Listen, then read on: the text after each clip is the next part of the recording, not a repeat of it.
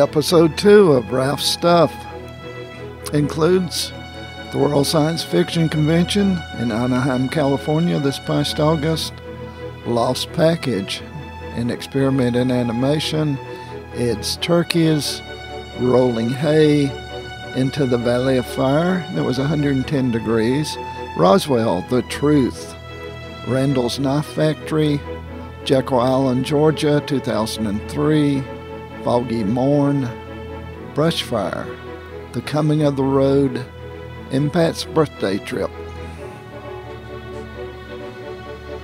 Hello, I'm Ralph Roberts and welcome back to Ralph's Stuff. This is episode 2. For this show, we've gathered together 12 clips that we hope you'll find entertaining, amusing, informative, or at least tolerable. We enjoy doing this show, and I hope you enjoy watching it. Thank you very much. I've been writing science fiction now since 1979, been published in many of the major science fiction magazines, and I had a story in a book being featured at the World Science Fiction Convention in Anaheim, California this past August, so I was invited to come and sign autographs. State main view plate. Aye, aye, skipper.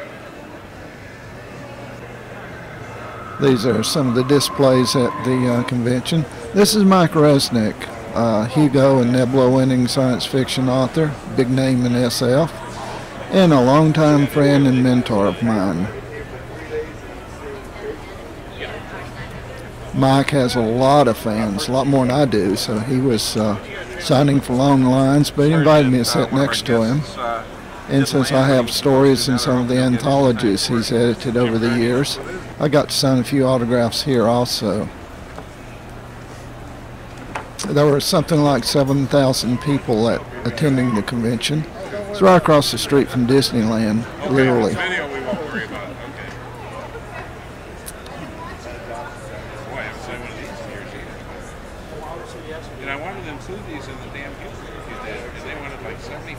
That's Mike's wife, Carol.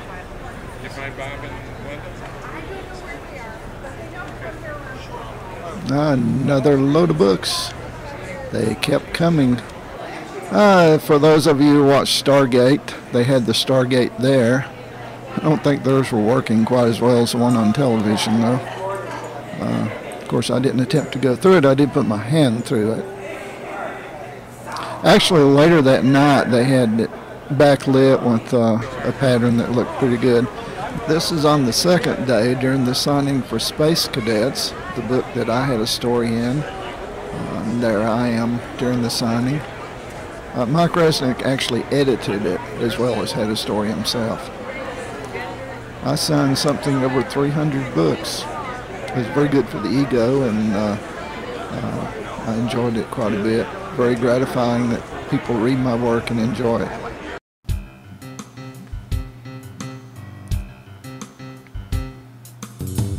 Oh, whoa, it snorts. Me dance of contrition. Me dance in panic, cause package to earth. Me have goofed, and it go many, many light years astray. Guess me just have to keep it for myself. Now, snorts dance of mine.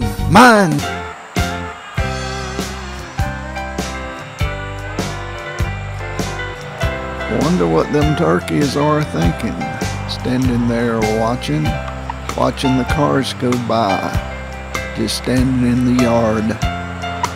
They're surely not thinking of Thanksgiving and mashed potatoes and gravy and dressing and all the fixings.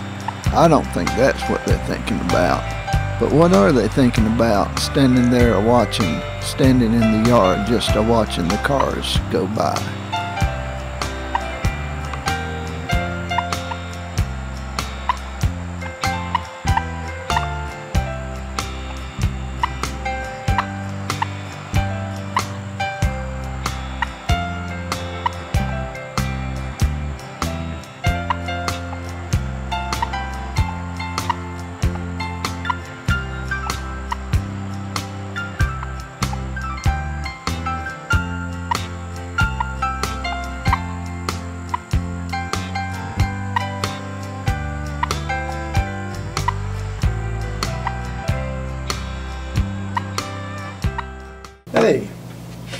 doing a test here to see how that my new tripod works. And I've got a little monitor on the camera where I can see everything going on. Actually, it's not so little, it's 7 inches, 16 by 9, which is the size I'm shooting at right now.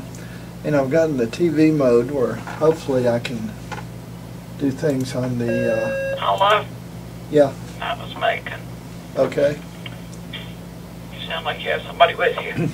No, I just put the camera on the tripod and just testing it real quick.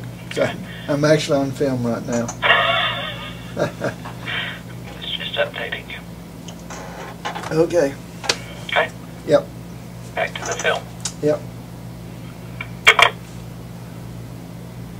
Okay, let's find the website and see what it looks like. Here's one I did yesterday, testing the camera.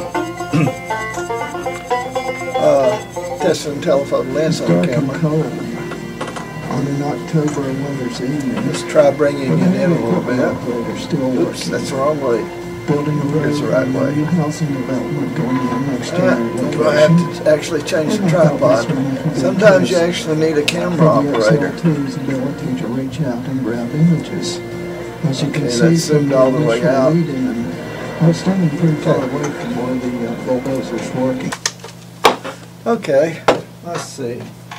My wireless remote for the camera is also quite handy. You can do a zoom in on it, and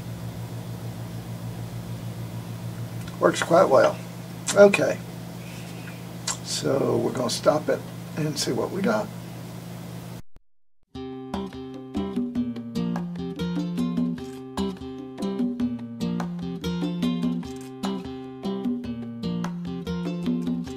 This is my neighbor, Eric Johnson, rolling hay on the hayfield on our farm. Hay rolling has really changed the way that farmers work. When I was a little boy growing up in the 1950s, we baled hay, and it would take at least 4 or 5 people to put up a hay crop. Now, using the equipment like Eric has, one farmer can do the entire crop by himself.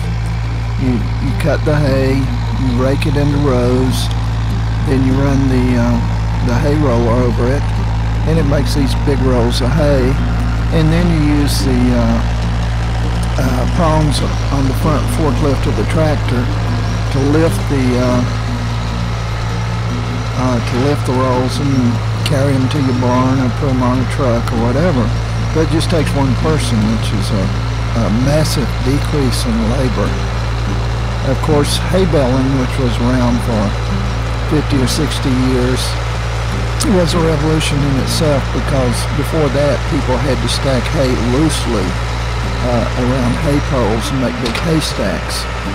In fact, when I was very young, like 4, 5, 6, 7 years old, my job was to go around and around the pole and pack down the hay as it was thrown up on it with pitchforks. And of course I was trying to dodge the pitchforks and the hay, and it was a dusty, hot job.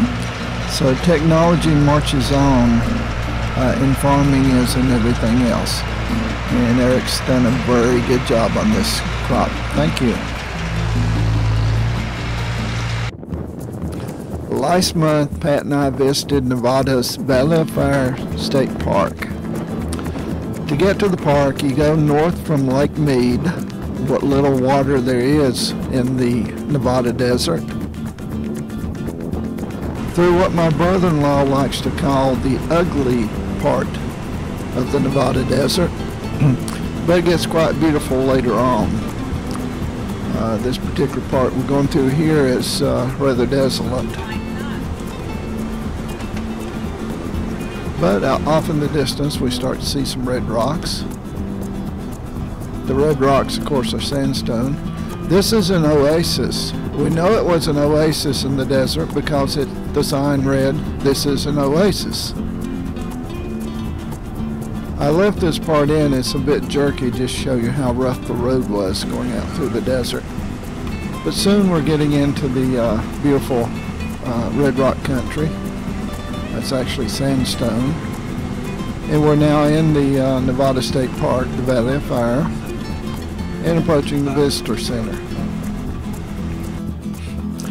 Now we're out of the vehicle. The holes in the rock are caused by wind-blown sand over many hundreds of years.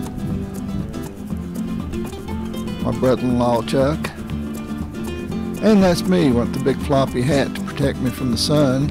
It was actually 110 degrees right there in the shade, what little shade there was. And I know that for a fact because I had a thermometer on the outside of the visitor center. And I'm saying it's 110 degrees here and it's very hot, and I was entirely correct. However, it's really beautiful in an arid desert sort of way. Pat's making sure I get plenty of water to drink. On the left is my sister Marie, who grew up here in Buncombe County, as did I. She now lives in Las Vegas, though. We're going up the mountain into the park.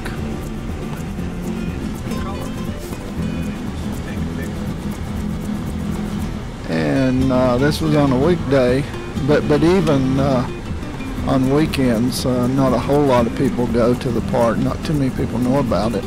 It's a small state park, but it's very beautiful.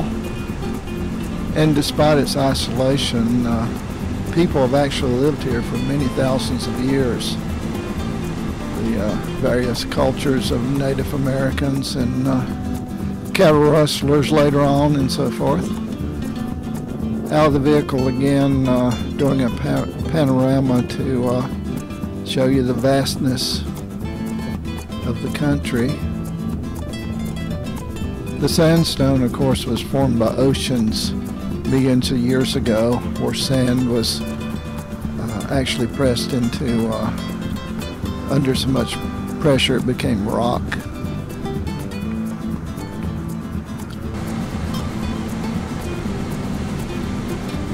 Truly beautiful country, though. A very nice example of God's handiwork. Could use some air conditioning, however.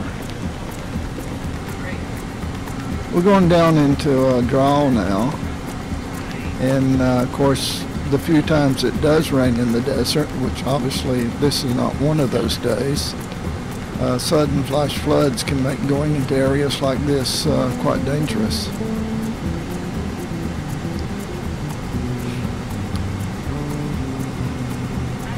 This road is a loop road totally within the park, and as you can see, there's no traffic hardly. In fact, we'll come to the end of the road and you have to turn around and go back. However, it is a beautiful drive both ways. And we're on the way back, more sandstone up close and personal here.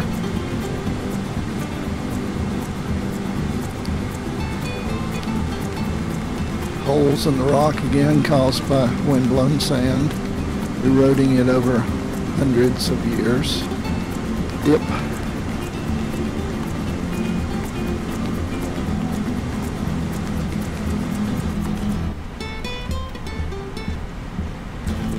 Beautiful, beautiful rock though. Even though I'm shooting this with a high definition camera, which unfortunately is reduced to standard definition for broadcast, even the high definition can't do real justice to the beauty that's out here. By the way, next time I go, I'm going to wash my brother-in-law's windshield. You can see the specks on it. Going back down the mountain road now towards the visitor center and getting ready to leave the park.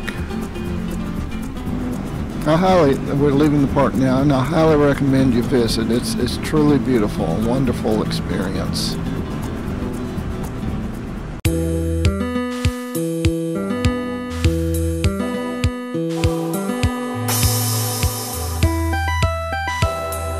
What is that thing, Jimmy? Not the BB gun? My neighbor, Randall King, is a nationally known designer of collectible knives. Grendels Knives have been featured in several major motion pictures, including The Last of the Mohicans and The Crow with Brandon Lee.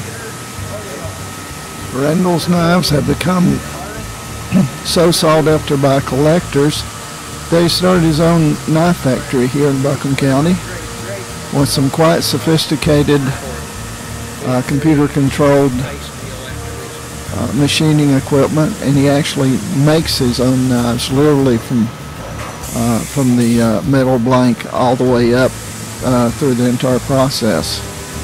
His factory is very enjoyable to go through, especially if you like a lot of machinery, and I do, so I've visited there a number of times.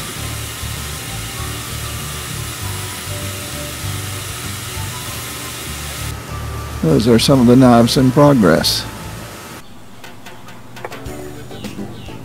Since I'm an author and also a book publisher, Pat and I usually go to the SEBA convention, the Southeast Booksellers Association convention, which is held at various places over the South. In 2003, I was on Jekyll Island down off the coast of southern Georgia. Jekyll Island is quite an interesting place to visit because the state of Georgia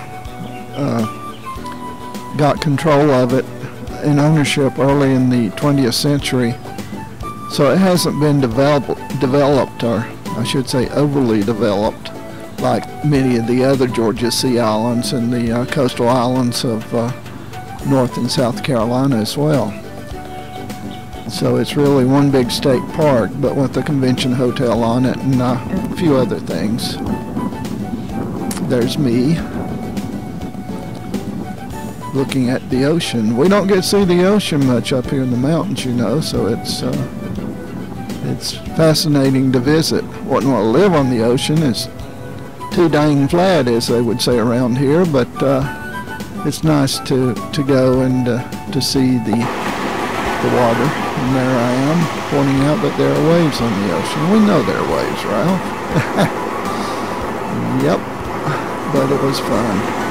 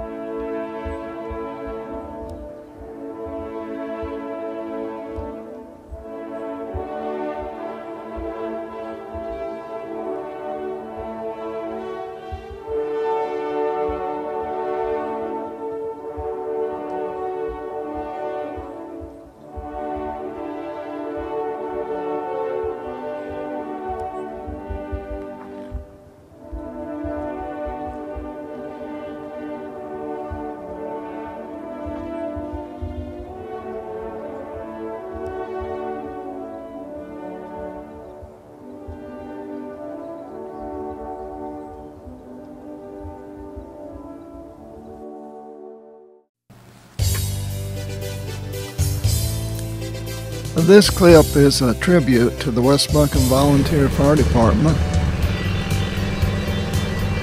These guys really work hard. whenever emergencies occur, whether it's a car wreck or a fire. In our case, this summer we had a brush fire occur next door, and since we're very close to a wooded area, I was quite concerned. And the fire department responded almost immediately, got it under control, and just did a fantastic job.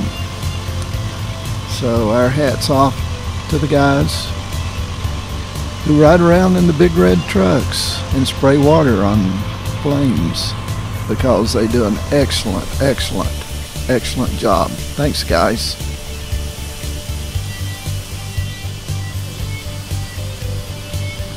Of course, my question as to why they hadn't brought wieners and marshmallows to roast on the fire didn't go over too well, but they know me. They know what kind of sense of humor I have. So it wasn't too bad. My house, by the way, you can't see it, but it's just beyond the fire truck. So I was very relieved that the fire didn't jump across the road and get into my warehouse and my house and barns. So again, thanks, guys. You do good. This here, by the way, is one of the major differences between living in Asheville and living out here in the county. We do for ourselves. We don't have the Asheville Fire Department, so we have to put together our own volunteer fire departments. And to be honest, we like it that way.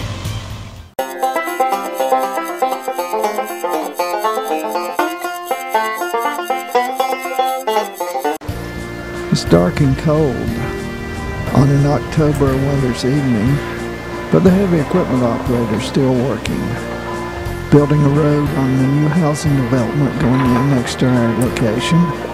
And I thought this would make a good test for the XL2's ability to reach out and grab images. As you can see from the initial lead-in, I was standing pretty far away from where the bulldozer's working. But the XL2's great glass lens brings it up close and personal. And the sound's not too bad either, just for the using the microphone mounted on the camera itself.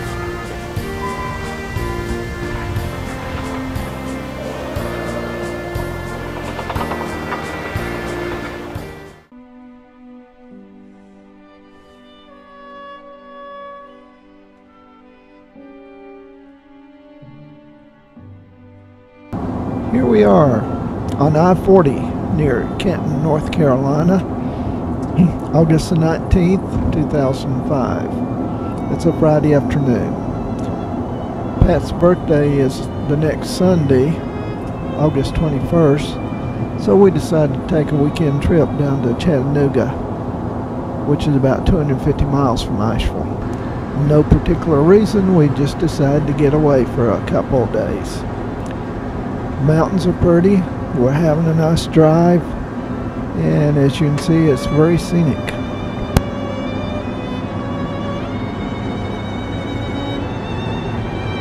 This part of I-40 goes through the Pigeon River Gorge, famous for its rock slides and closing of traffic for days or weeks at a time.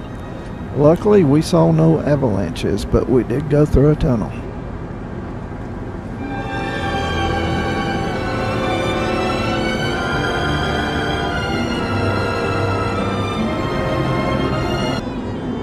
Welcome to beautiful downtown Knoxville. Knoxville hosted the World's Fair a couple, 3 decades ago, and has grown steadily in the last few years. This is on I-40 going through downtown Knoxville. They do have a bypass now, which is much better. We came back that way, and it was a lot faster getting around Knoxville. Peanut stands. What, you may ask, is the only thing I love more than cheese? Free samples of cheese. Unfortunately, I was too busy eating the samples to actually film inside the nice outlet store at Sweetwater Valley Cheese Farm. The Lost Sea near Sweetwater, Tennessee, just off of I-75, is the largest underground lake in America and the second largest in the world. The only one larger is just slightly greater in acreage. Was found recently in Namibia in southern Africa. Glass bottom boat rides on the underground lake 500 feet beneath the Tennessee countryside makes it even more interesting. We enjoyed it. Or at least I did. I think Pat did also. Oh, now I'm getting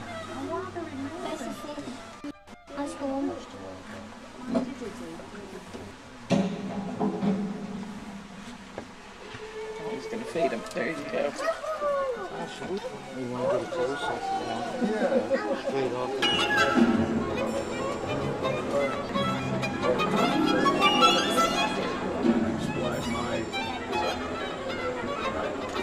That's right. And the Chickamaugas are in Chattanooga National Military Battlefield. A little bit more on the inclined railway itself.